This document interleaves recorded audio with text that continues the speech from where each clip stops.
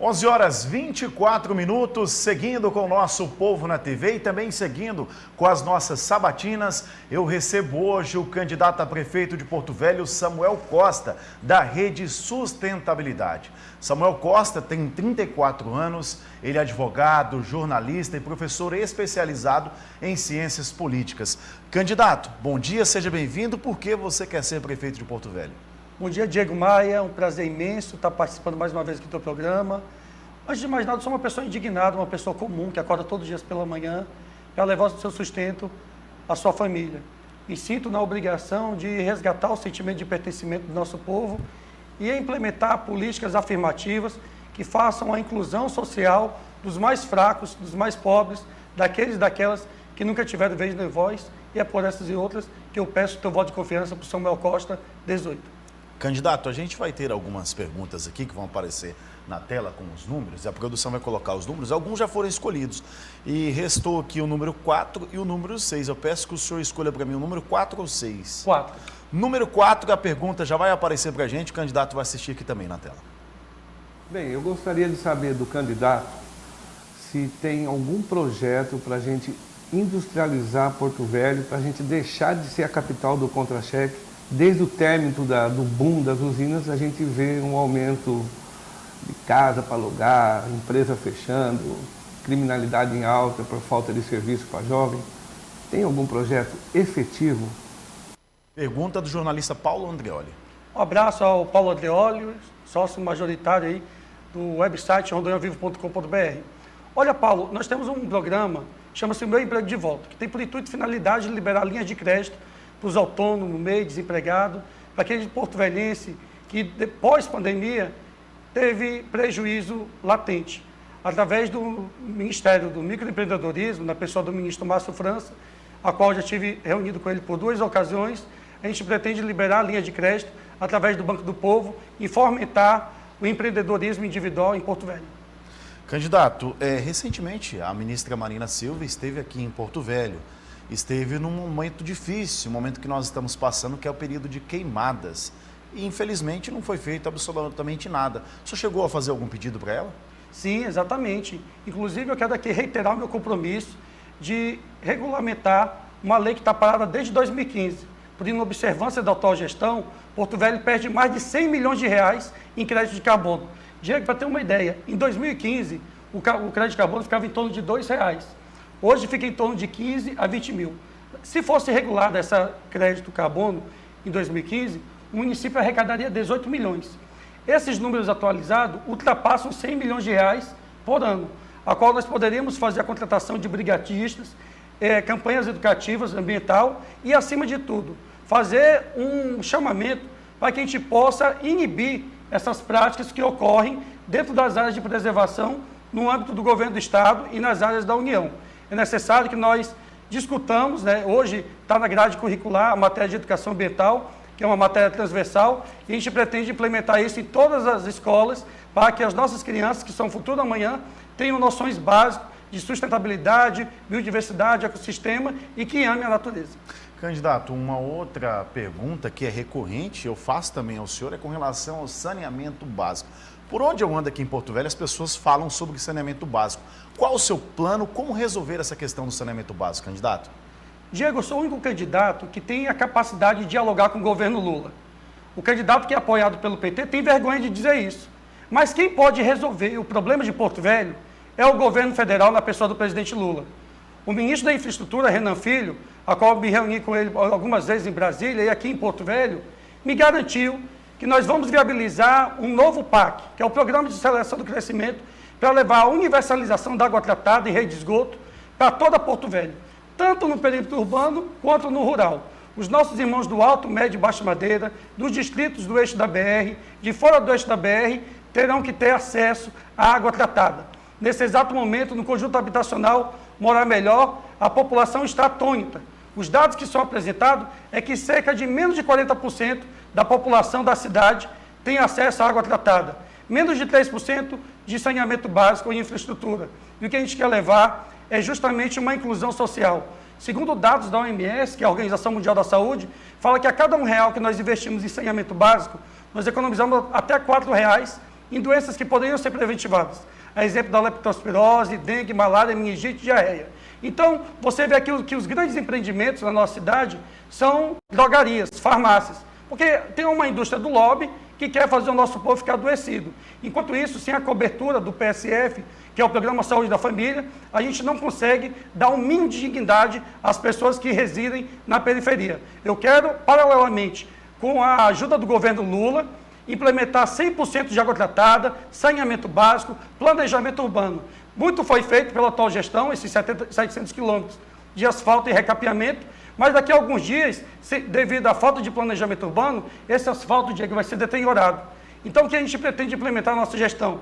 É uma gestão participativa, que trabalhe com organograma. Não vamos desistir da CAERD. A CAERD foi deteriorada aos anos e a gente pretende reestruturar e viabilizar o que acontece na tua cidade de origem, que é o município de Cacoal, que é uma secretaria, uma superintendência específica para cuidar do SAAI, que é para cuidar da água tratada e rede de esgoto dos nossos irmãos porto-velhenses. Vamos falar sobre oportunidades. Tem muitos jovens que, infelizmente, por não terem oportunidades, eles se envolvem no mundo do crime, se enveredam para o mundo do crime. Qual o seu plano para a geração de emprego e renda, candidato? Olha só, eu sou prova que a educação transforma a vida das pessoas. Vim de classe média baixa, meus pais eram professores, tive a oportunidade de ser alfabetizado antes dos 5 anos de idade, já sabia ler e escrever, e aos 16 anos ser aprovado no vestibular do curso de Direito. Eu posso dizer a vocês que eu fui uma pessoa que, de certo modo, foi privilegiada. E é de cortar o coração, Diego. Quando eu vou aos presídios e fico ali na bigorra, dezenas de amigos meus de infância presos no cárcere, simplesmente por não terem tido a mesma oportunidade que eu. Eu quero dizer à população do município de Porto Velho que nós vamos governar com o coração. Eu quero ser prefeito de Porto Velho não por vaidade pessoal. Eu quero cuidar das pessoas verdadeiramente. Na nossa gestão, falaram que o orçamento de Porto Velho é cerca de 2,8 bilhões de reais. Eu quero dizer que ao escolher as prioridades que um gestor tem que ter, nós vamos eleger a prioridade de governar para os mais pobres, para os mais fracos, para aquele e para aquela que nunca teve vez nem voz. No meu segundo ano de gestão, eu pretendo implementar até o final da minha gestão a construção de 3.000 moradias, com recursos do próprio município. Vamos entrar com a infraestrutura, dando um material básico e fazer com que nós tenhamos um sentimento de pertencimento. Hoje que nós temos em Porto Velho, infelizmente, são ações advindas do governo federal, que, diga-se de passagem, foi o Lula e a Dilma que viabilizaram esses conjuntos habitacionais. Qual é a proposta que o município tem feito para dar em contraprestação, para dar moradia a esse povo? Criando essas casas, nós vamos gerar emprego e renda, a própria população vai poder gerir esse recurso e a gente qualificar os nossos jovens para o mercado de trabalho. O ensino técnico é um assunto que a gente vai tentar implementar em parceria com o Sistema S, que, diga-se de passagem, exerce uma função primordial para o desenvolvimento da nossa juventude. Falando em educação, um gargalo é a falta de professores. A gente recebeu várias mensagens aqui já no Povo na TV sobre a falta de professores na rede municipal de ensino. Como resolver essa deficiência? Meu primeiro ato como prefeito de Porto Velho, a partir do dia 1º de janeiro de 2025, se Deus permitir, com a vontade do povo, vai ser implementar o Piso Nacional do Magistério. É inaceitável que em pleno século XXI, no terceiro milênio, tenhamos professores e professoras recebendo um subsídio abaixo de um salário mínimo e meio. A gente tem que parar com essa concepção errônea, equivocada, arcaica, totalmente deturpada, de associar a qualidade de ensino com o professor na sala de aula. Vamos construir 18 escolas em tempo integral nos bairros mais periféricos de Porto Velho. Vamos viabilizar a construção de novas creches, para que a mãe solo, a mãe da periferia, tenha oportunidade de ser inserida no mercado de trabalho. A gente não pode romantizar a pobreza que assola nesse exato momento, Diego, milhares de porto-velhenses. Então, para tanto, é necessário que nós busquemos alternativas viáveis, inovadoras, e aqui eu quero reiterar a luta da minha vida, a luta do meu coração. Como filho de professores, meu pai foi professor da rede pública municipal, estadual, a minha mãe pedagoga, meu pai professor de matemática.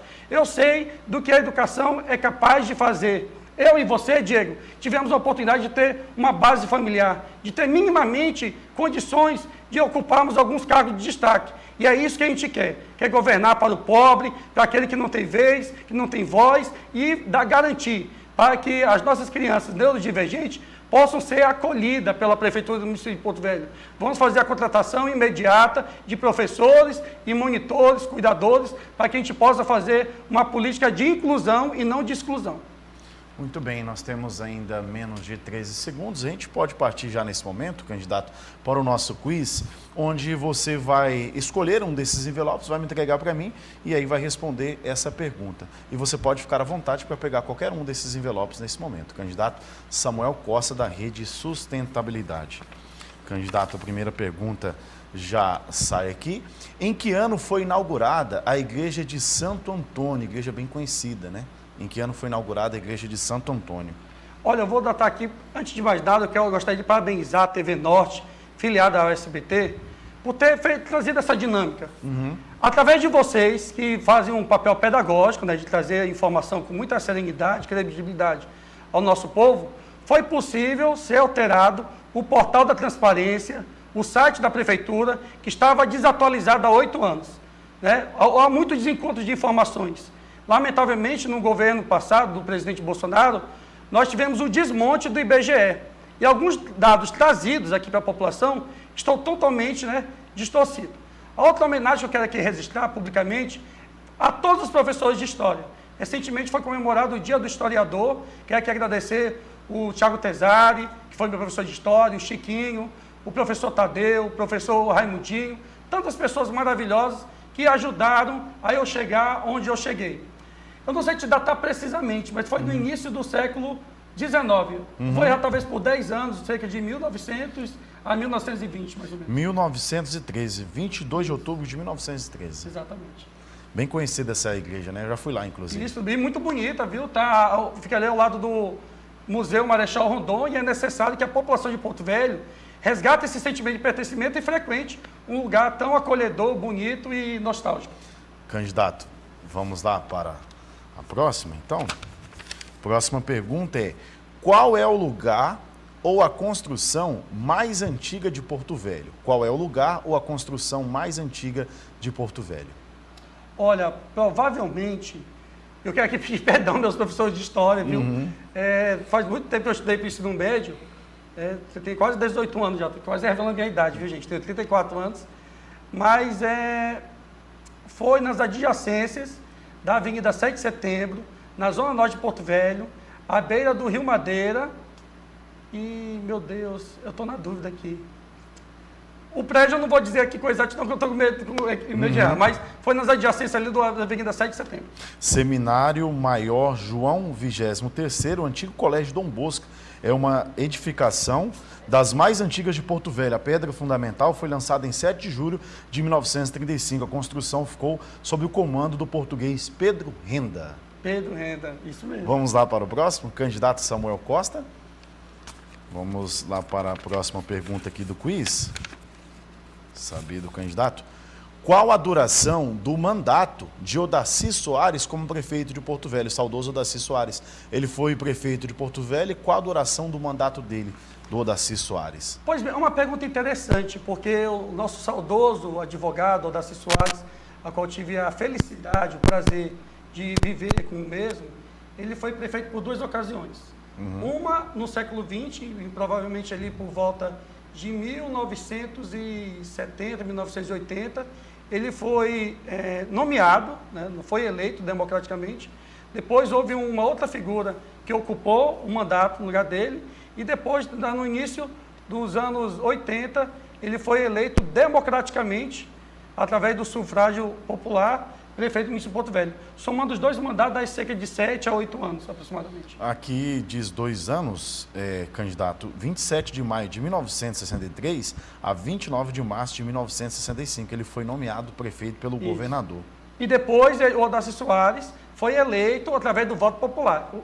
Repare bem, durante o governo militar, ele foi nomeado por esse lapso temporal aí, de 2 anos e pouco. Posteriormente, né, quase 30 anos depois, ele foi eleito democraticamente pela via, né? Então, assim, somando os 2 lapsos, dá pouco mais de 6 a 8 anos. Temos menos de 1 minuto. Vamos para o próximo? Menos de 1 minuto. A última pergunta aqui para o candidato Samuel Costa. Qual a distância, candidato, entre Porto Velho e o distrito de Rio Pardo? Qual a distância entre Porto Velho e o distrito de Rio Pardo? Olha, é uma pergunta interessante, porque repare bem, nós temos 2 caminhos para chegar em Rio Pardo. O primeiro é próximo a Jaci-Paraná, no entrocamento você dobra à esquerda, vai ter uma distância menor, cerca de 160 quilômetros. Se nós formos ali pelo distrito de Inhão Bandeirantes, vai ficar em torno de 250 a 300 quilômetros de distância. 386 quilômetros. 1 minuto agora, candidato Samuel Costa, para suas considerações finais. Eu quero pedir encarecidamente o teu apoio, teu voto de confiança para o Samuel Costa 18. É o momento da ponderação, que nós possamos eleger um prefeito que tenha a capacidade de dialogar com o governo federal. Você gostando ou não, o nosso presidente é o Lula. Ele que tem a chave do cofre. Só com recurso da prefeitura do município de Porto Velho, a gente não vai conseguir implementar as políticas de inclusão social. Eu quero governar para todos e todas. E reiterar aqui meu compromisso, que se Deus me der a oportunidade de servir a cidade do meu coração, a cidade ao qual eu tive o prazer de nascer, o palanque vai ser desmontado.